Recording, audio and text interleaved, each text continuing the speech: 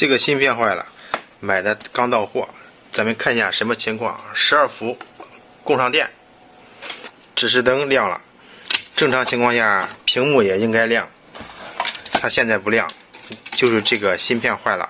这个是12伏供电的车载气泵，咱们看一下怎么判断是它坏了。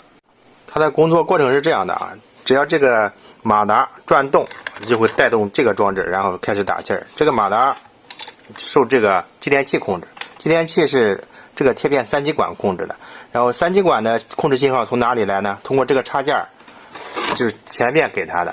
它这个供电是这样的啊，这2根线是12伏进线，进来之后这边是负，这边是正，正极通过一个2极管，2极管之后加到这个芯片上，这个是线性3端稳压器，这边一角它是接地的，2角和中间这个散热片它是通的啊，直接接12伏的正极。然后从这个3角呢，它就会输出一个，看图片是33，就是 3.3 伏的一个电压。现在是输入电压正常，它没有 3.3 伏输出。现在咱们测一下，一角2角输入直接测 11.5 伏是有的，一角3角输出 3.3 伏，你看这是没有的。那会不会是后边短路把这个拉低了呢？可以把这个拔掉，拔掉再测量，也就是断开负载，直接再测，还是没有。这个芯片呢也不热啊，有些3端稳压器它自身有问题或者后级短路，它会比较热，这个不热，热成像照一下，一点都不热。虽然它不热，但是也是它坏，很明显是它坏了啊。咱们直接给它堆上锡，拆掉它。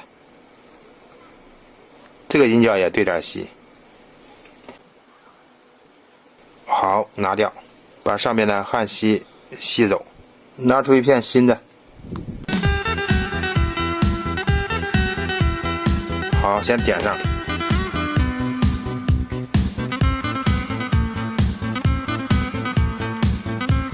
再次通电，3.3 伏出来了。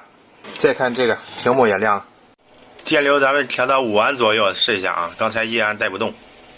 好，输出。